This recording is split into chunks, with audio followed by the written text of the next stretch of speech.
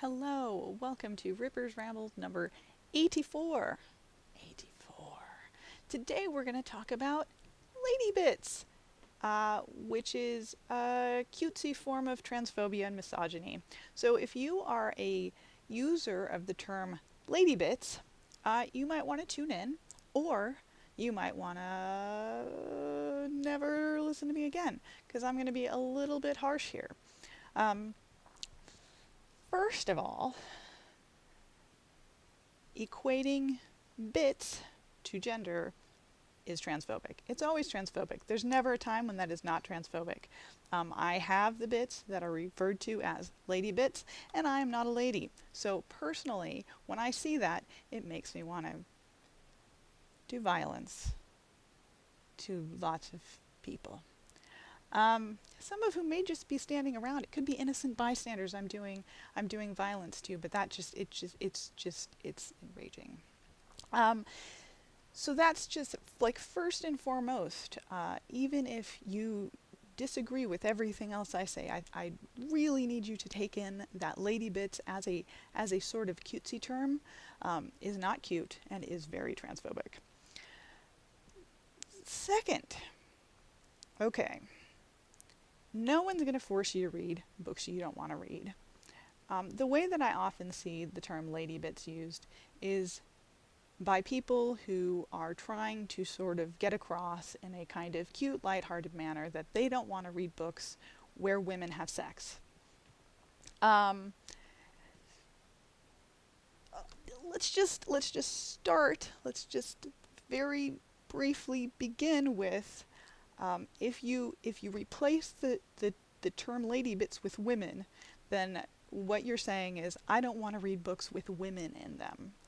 And I don't think that's unfair. I think that's essentially what a lot of people are saying. And that's sometimes comes out of a place of having seen lots of books with women characters, and I think it's almost always used to mean cis women characters because Lady Bits, as sort of already covered, doesn't recognize trans people. But I understand seeing cis women characters and not being able to relate to them and being completely fed up. I completely understand that. But I guess the part where it gets really dicey for me is the bits, because if your response to seeing vulvas in your fiction is like, ew, that's yucky, and I've seen this so many times, it seems to be this kind of weird, creepy, playful thing that people do.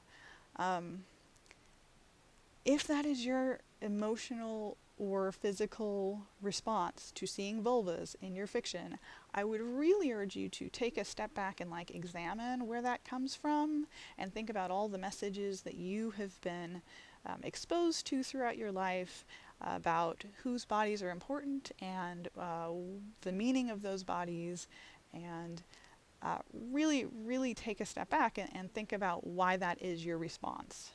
And that's true whether or not you have a vulva, and completely disregarding your gender, because looking at a body part and just thinking it's gross when it's featured in romantic fiction is, I think, a red flag of some sort.